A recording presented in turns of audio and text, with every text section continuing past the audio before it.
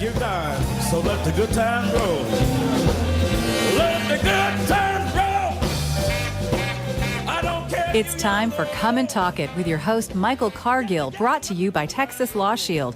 Over the last decade, Michael has championed and supported the rights of law-abiding Texans to own and use firearms. He is the owner of Central Texas Gun Works, a veteran of the United States Army, and has achieved national exposure in such prestigious media outlets such as Forbes Magazine, Fox Business News, CNN Money, AOL, BBC World News, Huffington Post, and the New York Times. Cargill vigorously defends lawful gun ownership in this country without regard to party politics. You can join the conversation by calling 512-390-1370. And now, here's Michael Cargill. All right, let the good times roll. Good afternoon, Austin, Texas, the live music capital of the world. Today, we are going to dissect the Texas open carry law that passed the House and Senate, and the governor tweeted the next stop is his pen. Our call-in number is 512-390-1370. Come and talk it. But first, so on Friday, the Texas House and the Senate passed open carry.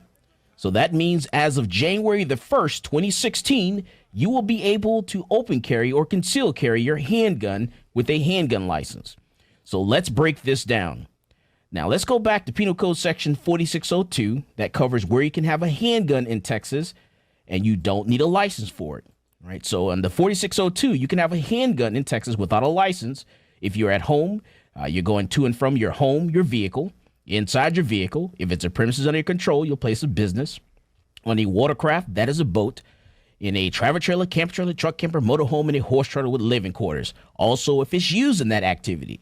So if you need that, handgun because you're going to the gun range, if it's used in that activity, then you can have it without a license. Okay. Now, also in Texas, as of right now, you can have a loaded rifle or shotgun. Okay. And you don't need a license. So you can walk down Congress Avenue with a loaded rifle or shotgun and you don't need a license or anything like that. Now, the open carry law, what it says is, hey, starting January the 1st of 2016, you will be able to open carry or conceal carry your handgun, but you will need a handgun license. And that's how that works. So let's talk about the Dutton Amendment. And I want you to listen to something. And I want you to listen to what Representative Dutton said on the House floor. It says a Terry stop of a person by law enforcement officers based upon reasonable mics are off. That a person may have engaged in criminal activity, whereas an arrest requires probable cause. The Fourth Amendment wasn't created to protect police officers. Police officers didn't need protecting. The Fourth Amendment and Terry stops were created in the law to protect citizens, law-abiding citizens. Let me bring you to the real world, because if you'd like, I have a thing on YouTube where they did this experiment. They gave two different people assault rifles to walk around with and carry in the same neighborhood, starting on the same corner. The only difference, they were dressed identically the same.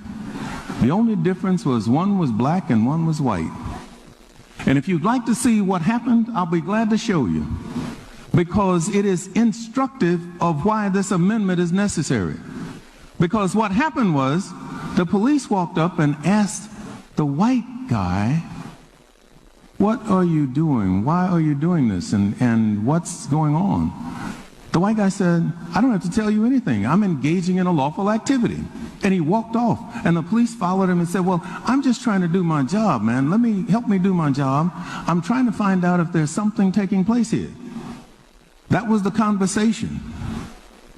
Do I have to tell you what happened when they stopped the black guy? That's the first thing they did. They didn't talk to him. They put him on the ground. So that's, Representative Dutton on the House floor, the Texas House. So let's break all this down. So I'm bringing in Edwin Walker, an attorney for Texas Law Shield. Edwin, welcome to Come and Talk It, sir. Hey, Mike. Always great to talk to you. Outstanding. So let's, Edwin, let's break this down a little bit. What does this mean? Because now that open carry passes and I can open carry my handgun as long as it's in a holster and I have a handgun license. So do I have to show my handgun license to law enforcement? Because that was the whole big deal about the Dutton Amendment. His amendment was that law enforcement officers, could not ask you for your handgun license. So yes, and that's why the law is better than what we had, but not as good as what we deserve. And it's specifically because we don't have the Dutton Amendment. And I'm glad you started your show today by telling the folks what the law is, in which the general law, the very first weapons law in Chapter 46 of the Penal Code, which is the chapter that governs weapons possession, says that it is a crime for a person to carry a handgun along with an illegal knife or a club, but to carry a handgun basically in a place where they are not otherwise allowed to, in which those places that they're otherwise allowed to carry a handgun are specifically set forth in 4602, which means that in the event that the state wants to prosecute somebody for unlawfully possessing a handgun, the burden is on the state to prove that they were not on premises under their control, that they were not in their motor vehicle and qualified to carry it, as in it's concealed, you're not a gang member, you're not committing a crime, etc., or on a watercraft. So those are instances where the state must have evidence to basically rebut those exceptions. Whereas, and that would have been what would have been perfect was if they would have made license carry one of those exceptions. If they would have said it is illegal to carry a handgun on places other than being on your own premises, or carry it where you did not have a license, because that would have been another thing that the state would have to negate in order to make this crime. The legislature didn't do that. The legislature made open carry one of the defenses listed in 46.15, that puts the burden on the carrier, the burden on the accused person to prove. Things like you would have to, depending upon your circumstances, if you're charged under 4602, you have several defenses. One is that you're a police officer, one is that you're a security guard, one is that you were engaged in hunting activity, one is that you were traveling, and previous to this, one was that you had a license. And now, one is that you have a license and you are in possession of a license, so that becomes very important, and you are carrying in a holster, a shoulder holster or belt holster. So a police officer, upon seeing an individual out, walking a public street, so, clearly premises they don't own, walking a public street, carrying a handgun, has reasonable suspicion, and in fact, I would even go so far as to say they actually have probable cause to believe that somebody is committing an offense in violation of 4602, which means that they lawfully have the right to approach you. They lawfully have the right to ask you for your CHL. If you don't present the CHL or you don't identify yourself, they have probable cause to arrest you and then take you down to the station, because remember, the burden of proving that you're allowed to possess a handgun outside of your own premises is on you. And I know during the testimony there was a lot of people saying, well, I've got my Fourth Amendment right, and the police can't approach me unless they see a criminal offense. Well, they're seeing one. It is a criminal offense. Basically, there's two elements: that you're a person and that you have a handgun. And once the police observe those two things, they have probable cause to believe you're violating 4602. So, all right. So, Edwin, let's talk about, Terry Frisk and the stop and frisk law. Okay. Yeah, so how does that come into play? Because Terry is actually an exception to the Fourth Amendment. The whole, people are talking about Terry as if it is some sort of, protection. It's not. Terry allows an intrusion into your person just based upon reasonable suspicion. Terry is an exception to the Fourth Amendment. Terry doesn't guarantee Fourth Amendment rights. Terry takes away Fourth Amendment rights. And so the police have an even lower threshold. All they have to do is establish reasonable suspicion to believe that somebody is carrying a weapon. And Terry, the specific holding of Terry is actually designed to figure out whether or not somebody's carrying a concealed weapon. And whenever it was first created, it was limited to weapons. Now it has kind of been expanded to contraband. And so if the police stop you and frisk you and think they're going to find a pistol on you or an illegal knife, and they happen to feel what they believe through their training and experience to believe a kilo of cocaine, they can seize that and charge you without a warrant as well, basically because they felt it while doing the Terry stop. And so Terry stops are what, the police are going to claim that every time they stop an open carrier, it's going to be based upon their observation of this criminal offense under 4602.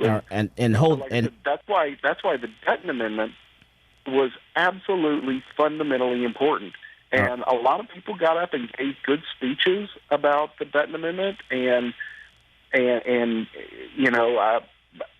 wish that there would have been like a legislature who was kind of a constitutional scholar that could have laid this out as to why the Dutton Amendment was important to protect liberty. And the thing about it is that so many legislatures just appear to have been afraid to speak against the police. One of the things is whenever the people who eventually turn on open carry, in which those people really need to be looked at very hard in the next election cycle. The ones who voted for House Bill 910 and then a weekend later voted against it strictly because of pressure put on by police groups. And they're saying, well, it's going to make police jobs harder. My answer would have been, yeah, you're darn right it's going to make it harder, because anything that makes the police job harder means more liberty for us. All right. And I got a question for you. But first, let me tell you some breaking news. SB 11 campus carry just passed the Texas House, 98 ayes to 47 nays. So now it goes to the governor's desk. Yep. And that was, that was another one that kind of, the whole thing, German Chancellor Bismarck had a very famous saying about the people should never know how sausage or legislation is made. And this is kind of a prime example. I mean, the bills as they originally written were pretty straightforward, pretty clean. Then they got mucked up. They, each chamber sort of altered it to their taste.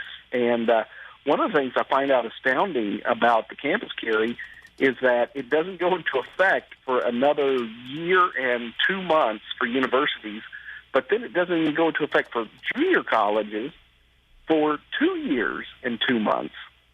And so that kind of boggles my mind. Why does junior college need a whole extra year to try to get ready? Right. And, yeah, you're absolutely correct, because what happens is August, it will not go into effect, which is really important, until August of 2016. That's correct, August 1st. Right. And that's for public colleges, correct? Public and private. Okay. One amendment that they did that actually expanded the law was they made it, as it was originally written, it was applicable just to publicly funded higher educational institutions. But the House was like, look, why do people in private schools have less rights?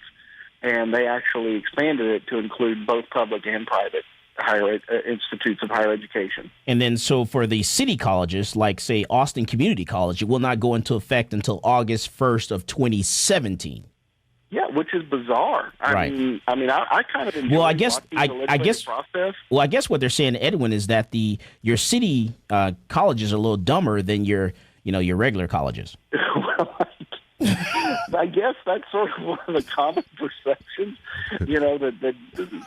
but I had no idea that actually applied to the people who ran. Right. So community college. 2 minutes. Your college. I mean, that's kind of insulting. Right, because you're going to city college. You're a little slower, so you need an extra year to understand what the laws are. Yeah, that part really struck me as strange. And also, one of the amendments, in fact, the amendment that allowed the Senate not to concur with changes that the House made, was that the Senate bill was very straightforward. That concealed carry on campus, it was allowed. But then the House put this really weird allowing the president to make off-limit areas, and then those off-limit areas had to be adopted by 2/3 of the vote of the regents, and it's just very strange. And they put, I guess, what they consider to be a safety measure in. It's like, look, whatever restrictions the president chooses to make, it can't amount to a general prohibition. But that's just going to open up every single limitation to litigation. And I hear you. And you know what? When we come back from break, Edwin, I want to ask you, because I want to put you to the task here. What will happen if I'm a handgun license holder and I refuse to show my handgun license to the police department when they stop me? You're listening to Come and Talk It. All right, and we're back talking with attorney with Texas Law Shield, Edwin Walker. Now, Edwin, we talked about, open carry. You kind of laid it out really nice. But you know what? I'm walking down the street in Austin, Texas, and an officer stops me because I'm open carrying my handgun. It's inside of a holster. I'm not doing anything wrong, not committing a crime. And the officer asked me for my handgun license. And you know what? I refuse. I'm not going to be argumentative to the officer, but I just remain silent and refuse to show it to him. Mm-hmm. Well, Mike, what I'm going to tell you, I don't agree with it. I don't think it's good policy. I don't, and I certainly don't support this. But like I said, under 4602, they have probable cause to arrest you. Okay. Because so then they arrest me. Okay. So they arrest me, and then they're going to ask me for my driver's license, and when they pull up my driver's license and they run my driver's license, they're going to know that I'm a CHO holder and my license is in good standing. So at that point, they should release me. That's correct. At that point, then they have no other reason to continue holding you, except it is technically the law that you have to have your license on you. The exception that they wrote in 4615 says that the person is carrying a visible handgun in a shoulder belt holster, and they have their license. They are carrying both the gun and their license. And so the carrying of the license is an essential element as well. So for all you folks out there, don't forget your wallet at home. Don't say it's in the truck. It does actually have to be carried by you as long as you are carrying the handgun. Okay. Now, because I can see this, actually causing problems, for law enforcement officers. Very much so. That's why somebody should have argued that during that debate about how the police, this is going to make the police job harder. Well, no, theoretically, it's going to make the police job harder. If somebody really wants to be an activist, they should go out there, get themselves arrested, and then the police will have to let them go once they get back to the station and find that, during their inventory of what this person has on their body, and find out that they have a license. They have now met the exception in 4615, and there is nothing that they can be charged with. Edwin, this is Justin with Lone Star Gun Rights. How you doing? Yes, I'm doing fine. Let me ask you this. Say that somebody is to sue the state. They do end up getting arrested. Do they have a very good case? What do you think? Is that something that you guys would be? Yeah, and that's what a lot of people said is, we're gonna be harassed by the police and we're gonna have a claim, and that may work on, say, the 10th time that you've been arrested for this, yes. But it's not going to work on the first or second because, like I said, all the police have to do is meet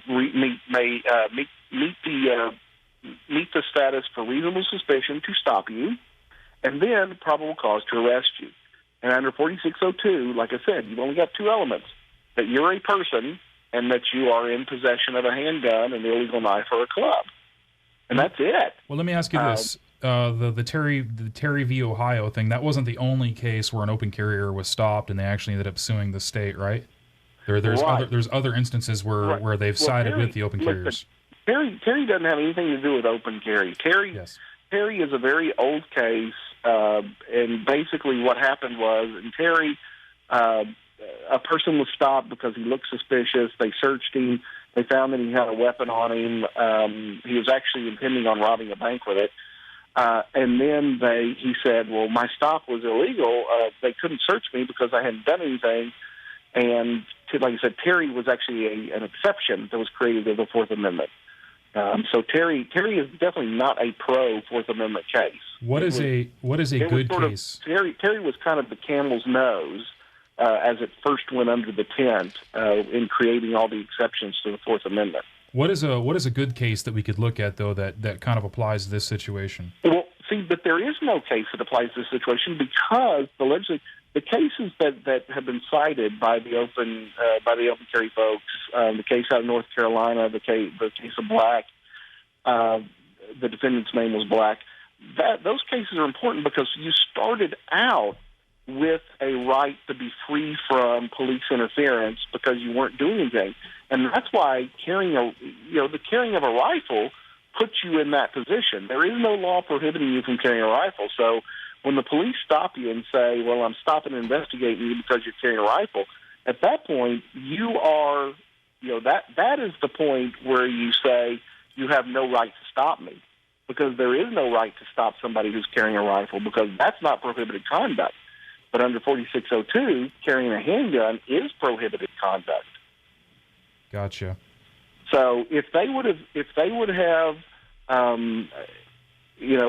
created, what folks are calling constitutional carry, and I don't even know that that's a clever name for it, but that's not even necessarily true, because they could just, what the Texas legislature should have done was they should have either completely wiped 4602 off the books, or they should have amended 46. This whole thing could have been avoided if they would have stuck the word concealed in front of the word handgun in 4602. They really wouldn't have had to change any other part of the law if they would have just simply stuck the word concealed in front of the word handgun. So therefore, now carrying an open handgun becomes exactly like carrying a rifle. The only prohibited act would have been carrying a concealed handgun, and then the license exception would have applied to folks who had been caught carrying concealed handguns. So basically, they kind of messed things up because now, I'll be better off carrying an AR-15. Well, you still are. You're starting from a point where I am walking out the door and I am not engaging in illegal conduct. Whereas under 4602, if you walk out the door with a handgun, you are engaging in illegal conduct. Correct. You just happen to be benefiting from one of the exceptions that they have chosen to write. So it's still better to walk out the door with an AR-15 than it is to walk out the door with a handgun. Legally, you are correct. Yes. Right. Or black powder. I'm going to continue carrying a black powder. I refuse to get a license. and see, that's the thing. That was sort of the puzzling thing to me about it, and it would have been. That battle would have been nice to see because all of these states, all of our sister states that have this quote-unquote constitutional carry, they don't really, a few of them do. Arizona does, Vermont does, Wyoming does, I believe Alaska does. But of all the rest of the states, they don't have constitutional carry because carrying a concealed handgun without a license is still illegal in those states. And the way they've done it is that their weapons law says it is illegal to carry on your person a concealed handgun, thereby meaning that it is perfectly legal to carry an open handgun, which is the way that, in my opinion, Texas should have done it. And so if there would have just been a bill that just simply would have stuck the word concealed in front, they could have still kept it a concealed handgun license.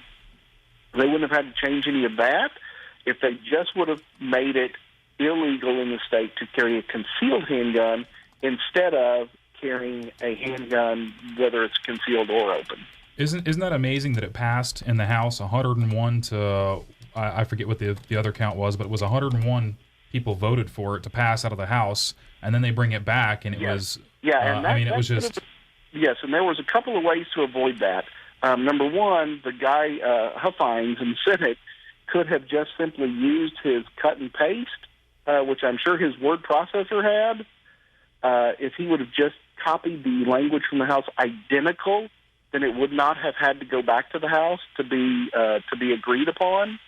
So if he just would have used his cut and paste a little more efficiently, or if these folks, which, you know, the majority of them are Republicans, had not cowered to this full court press that the police put on them. And, you know, and I'll tell you what, my representative is one of them. My representative voted aye to send it to the Senate, and then voted nay on the concurrence. That's the and so I'm, you know, obviously he's, you know, he doesn't hold very high esteem with me right now. Heck, who knows? I may even run against him in 2 years. Well, you'd have our support, but that's the thing that I think is ridiculous is these police unions, they're not the ones electing these people. You know what I'm saying? Typically, I mean... But they are the ones that are donating large chunks of money to their campaign. I'm sure they are. They're the ones, yeah, and they're the ones that can either support or smear a candidate by going out there and putting out ads.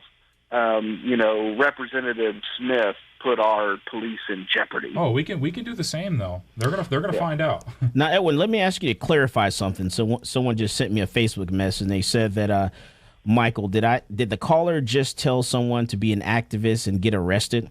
So is this about a war with the police? It's not a good way to afford the cause. So, you know, I want you to clarify yourself, you know, and repeat yourself, not clarify. Right.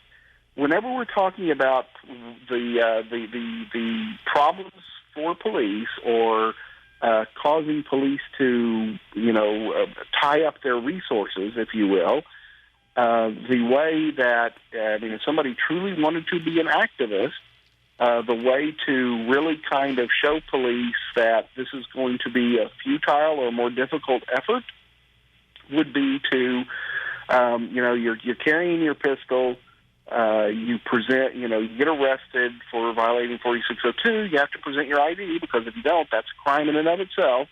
So you should produce your ID.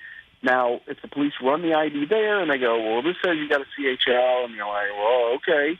And the police... About 2 minutes. Oh, this guy's just a lunatic, cutting loose, he's got a CHL. Or if they want to drag this process out and they take you down to the station and they're inventorying your personal effects, and as they are inventorying your personal effects, they find your CHL, or your HL now, in your wallet, now they have evidence that you meet the exception in 4615, and they would have to let you go. But now we're 3 hours into the process. You've taken a marked unit off the streets. You've taken a couple of police off the streets, and it could be very much of a hassle. Right. And see, let me make sure people understand what we're talking about. This goes back to the 81st legislature, and it went into effect September the 1st of 2009, where they removed the punishment for not showing your CHL to law enforcement. So the law, it still says that you have to show your concealed handgun license, but what they did was they removed the punishment. So there's no punishment for it. Prior to September the 1st of 2009, if you did not show your handgun license to a law enforcement officer, then your concealed handgun license could have been suspended for 90 days for that first offense. Correct. And so what they did was they went back and they removed that punishment. So you still have to do it, but there's no punishment for it. And that's going to carry over to the open carry. That's correct. So if you sort of stonewall them until you get down to the station, and now you've engaged in this process for a couple of hours, and you go, you finally get down to the station, you're like, King's X, I actually have a CHL, and my further detention is illegal. So if they detained you after that, then you would have a cause of action, because they now know that you are authorized carry. But prior to that, they would have no clue. They could not then say, well, guess what, you're in trouble for not presenting it, because you're not. Now, I will say this with this kind of caveat, is that police and prosecutors are very aggressive and very clever in very expansively interpreting the interference with a public duty law. And so if you had a prosecutor who was like, well, they clearly engaged in an act that interfered with the police officer's duty of maintaining law and order, then they could, prosecutor might be able to charge you under that. And like I said, with that is a law that absolutely has to be taken off the books. And people need to remember, you need to make sure that you are, polite to law enforcement. Any interaction that you have with law enforcement at all, you need to be very polite, and you need to listen to their commands. So if they're going to place you under arrest, it's important that you, go ahead and listen to their commands and let them place you under arrest.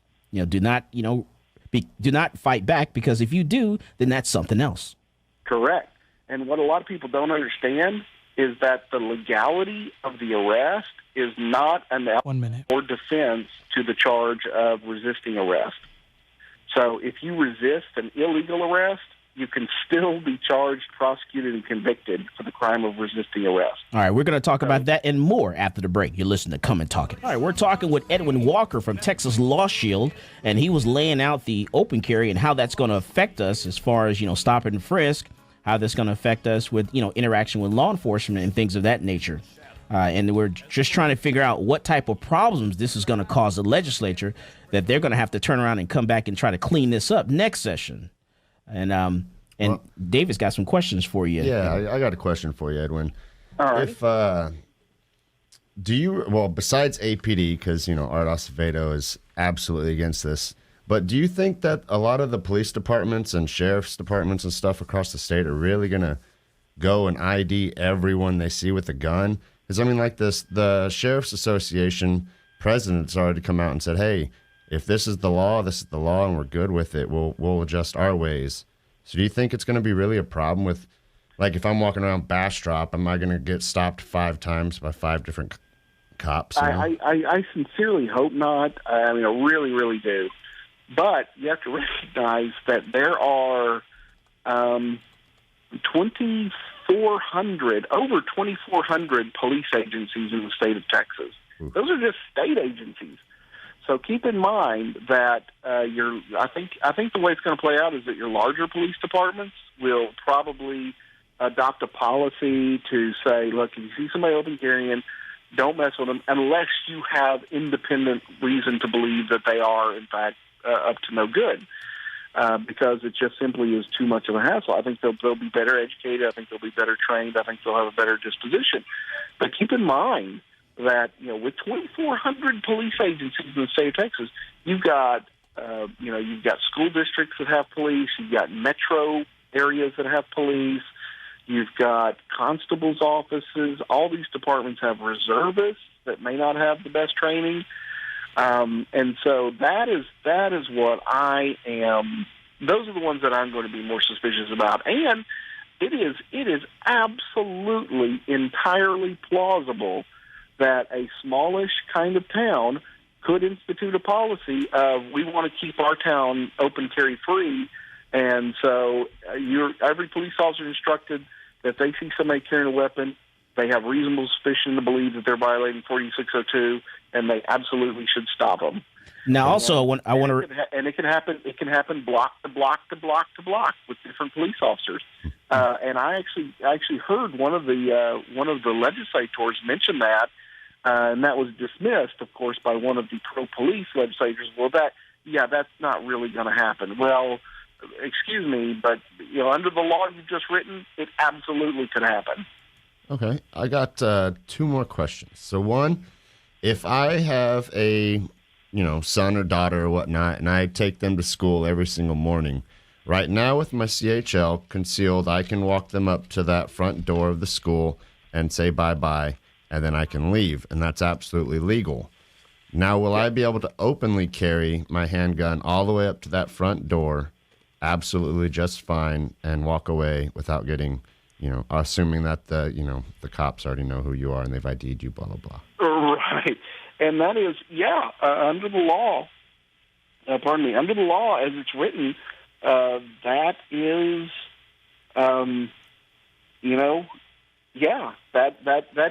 that's one of the anomalies that they've created, interestingly enough, with the campus carry.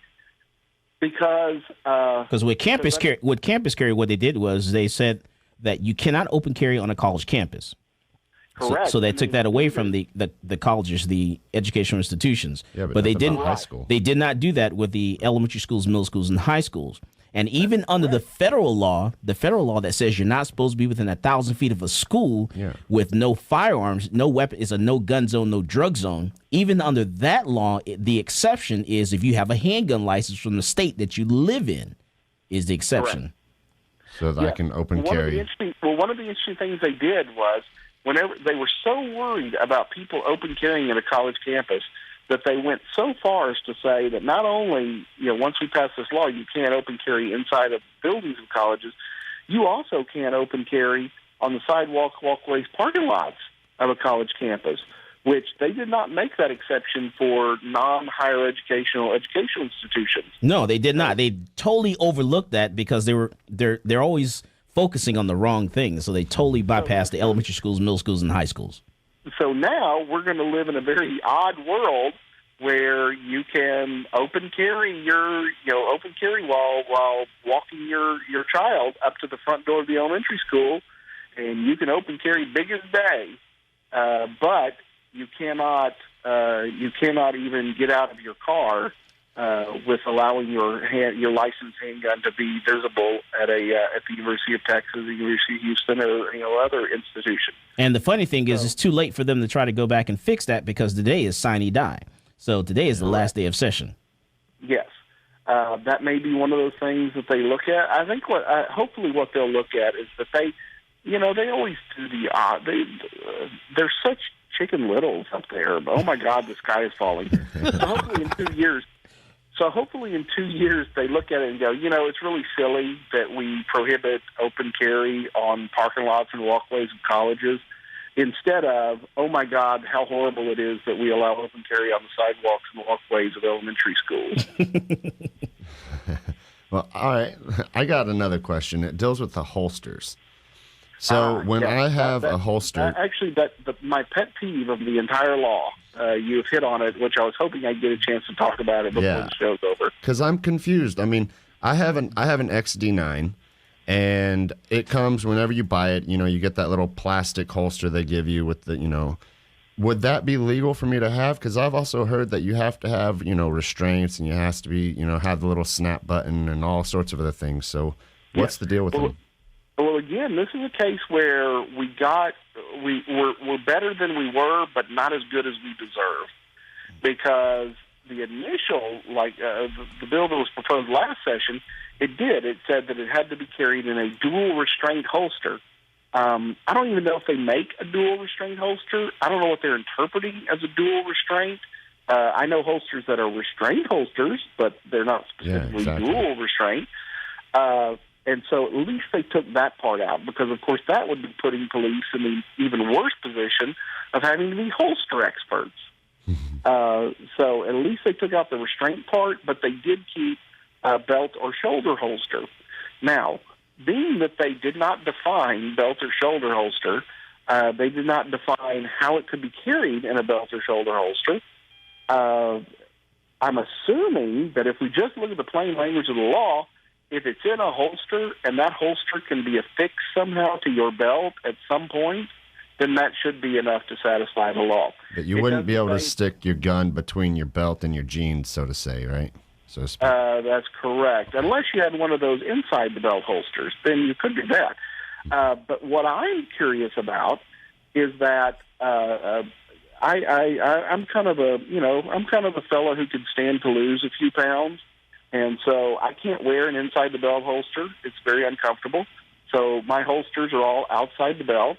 But the seats of my automobile are very contoured that it would not allow me to sit in them if I had a gun protruding on my side. And so I will have to take my gun, I'll take the entire contraption, the holster and gun, off. Now, the law says that I can only open carry in my car if it's carried in a shoulder or belt holster.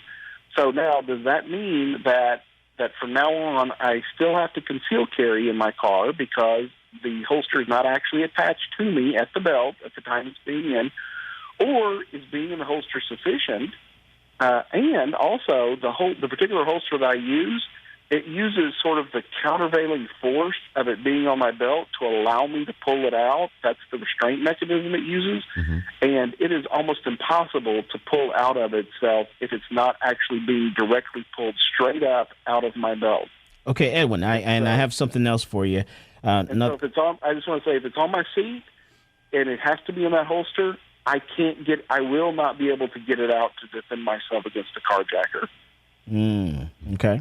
Now, I got another one for you. This is from a police officer, and he says that the problem is going to be when people start calling 911, when someone sees someone carrying a gun, and they have to respond. They need to understand that. So people need to understand that, and the person carrying may have no idea 911 is even being called. So that's from a police officer's perspective. They're in their car and they get that call over the radio because someone else has called 911 to report someone carrying a gun. Then the officers have to respond to that call. That's the information that the officers are being provided. So people also need to, understand that from the law enforcement's perspective. Yeah, and he's absolutely correct, and people should understand that. What needs to happen, though, is that, if there's going to be a prevalence of folks open carrying, then police dispatchers, they need to be trained to get more information and to relay that to the police officers. Because we don't want to have that situation in Ohio where the guy was in Walmart, and the 911 was called and said, and the guy just outright lied to the 911 dispatcher. He said the guy was pointing the gun at people inside of Walmart, and he wasn't, and he was on his cell phone talking. And so when the officers responded to that call, they walked into Walmart, guns drawn, and they walked down that aisle where he was inside the Walmart. He had actually picked up a toy gun from another aisle, and when the officers came down the aisle where he was standing holding the toy gun, they shot and killed him inside Walmart.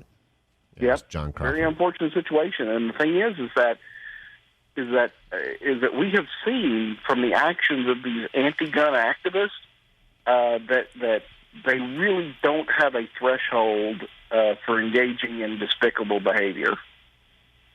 Okay. And so it is absolutely conceivable that an anti-gun activist is going to call on somebody, elaborating to the point of intentionally distorting the facts. And the only way that'll stop is if you start prosecuting some of those people for filing false reports. Okay. Edwin, I got a totally off the wall question for you. It just kind of popped in my head.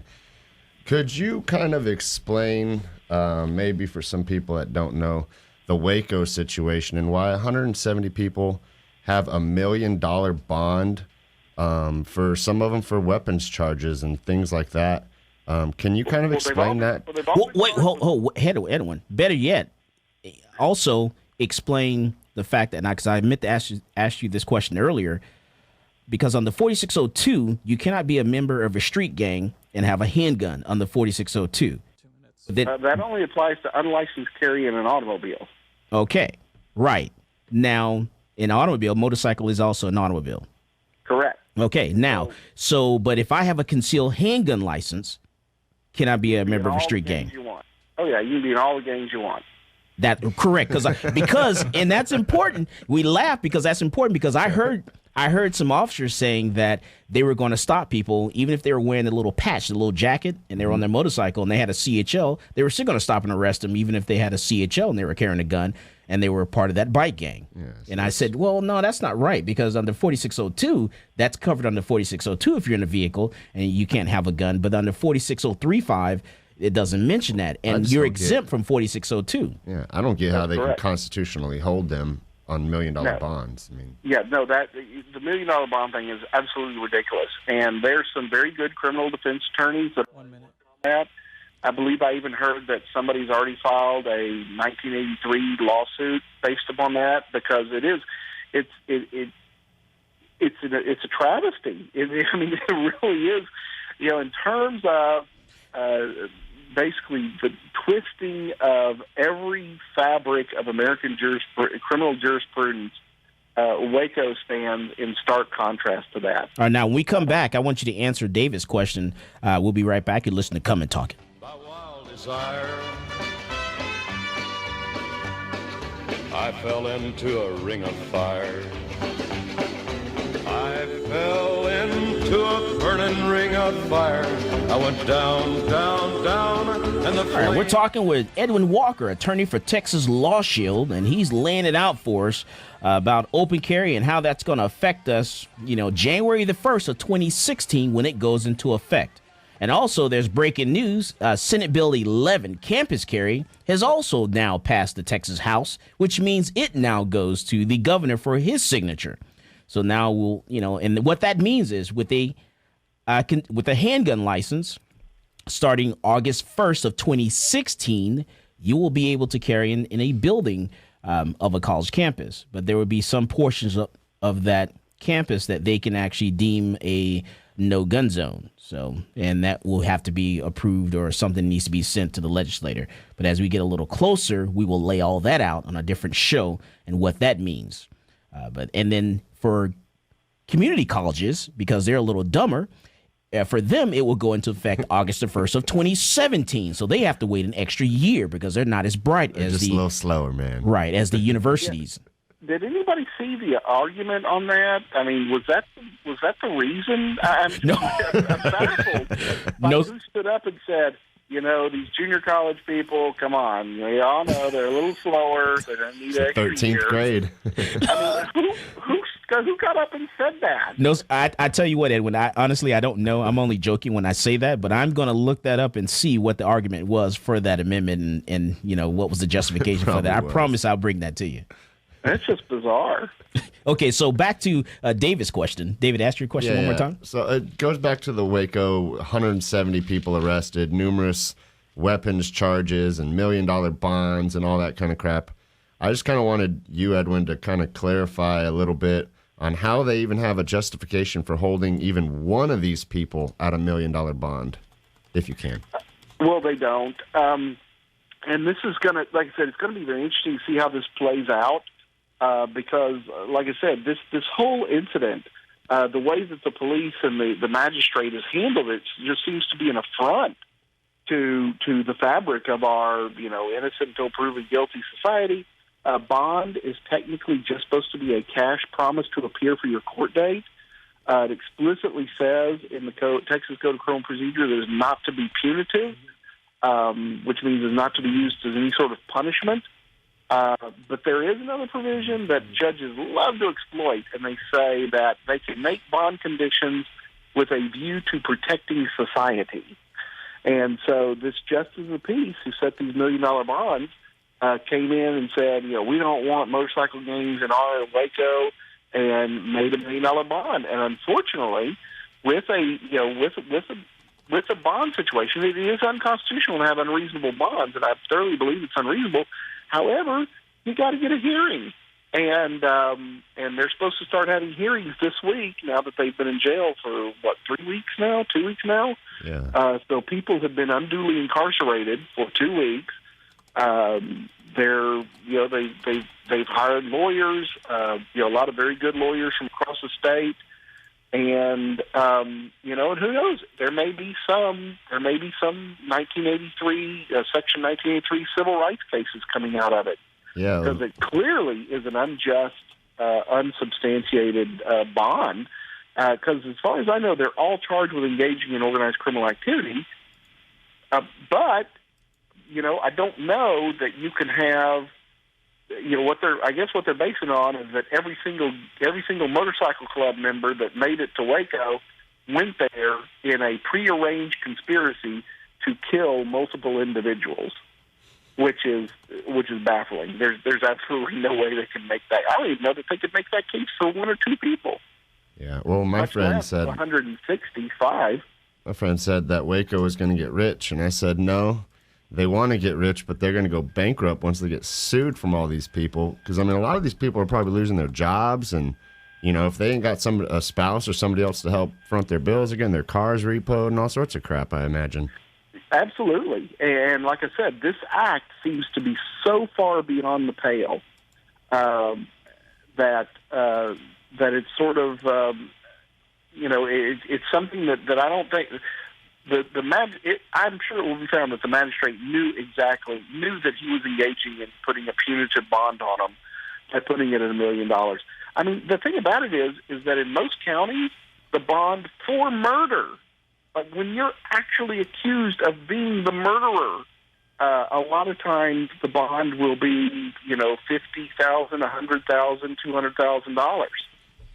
So it's $1 million for these guys. It's only whenever you get into your really notorious murderers that the bonds, go up into the millions of dollars. So to put $1 million bond on somebody who's accused of conspiring to maybe commit a murder at some point during a motorcycle club meeting, that seems completely based on no facts that I think exist.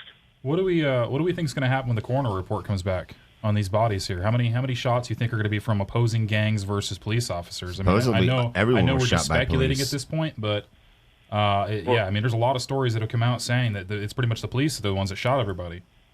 That's going to be the part that will be extremely interesting. Will it come out, I guess, is the question. Well, they said 4 of the 9. Yeah, there's too much. There's too much attention on it. Light on this situation for it to. Although I have to say, if it was in Williamson County, Williamson County really knows how to hide stuff. So Wilco. I don't know if the DAs from Williamson County have been training the DAs from McClellan County, especially if you're a judge and you're selling firearms. Yeah, I'm gonna say they just had that judge. They've been pretty hush hush about that too. Like, I still can't really find out exactly what it is he was doing. I mean, he came out and apologized, or he stepped down, correct? Yeah, he resigned. He illegally sold firearms 9 prior of them, to getting his federal firearms license. Or legally? Illegally. Yeah, now, was he selling them in violation of his license, or was he selling them without a license? He was selling them without a license, and then he got a license. It becomes a felony. It becomes illegal. When is it not considered a private sale? When you're selling guns for profit, it's illegal.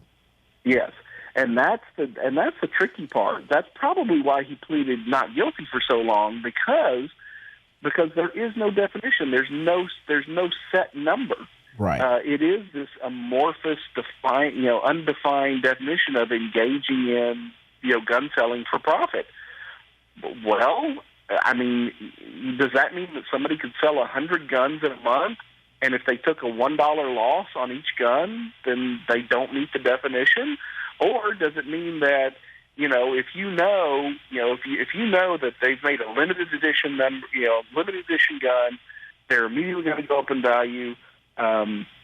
You're first in line at the gun store. You buy out their entire stock of 20 guns. In 3 months, they've been out of production. They've now doubled on Gunbroker, and you decide it's time to sell, and you're making a 100% profit on each gun. Does that make you a gun dealer? That definition, that law really, really should be tightened up.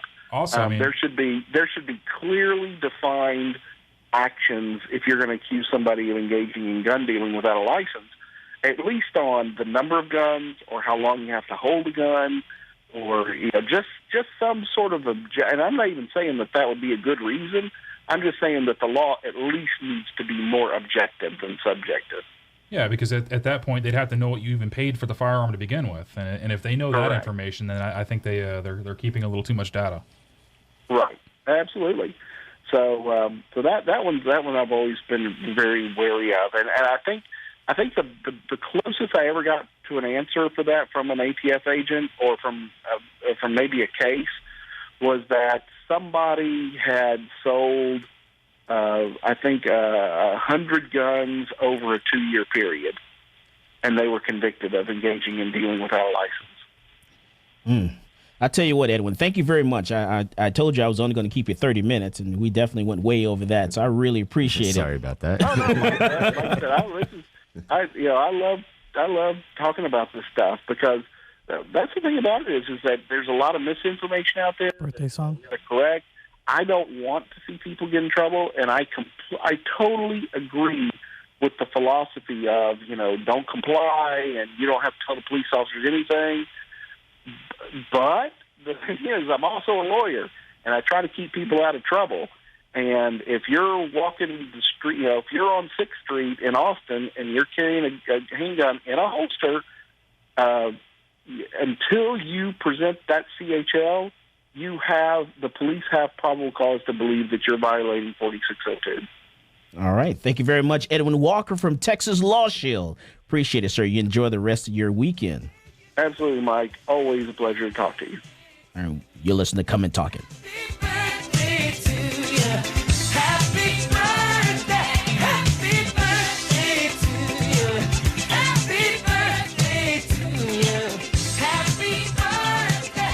This is State Representative Jonathan Stickland, and you are listening to Come and Talk It on Talk 1370.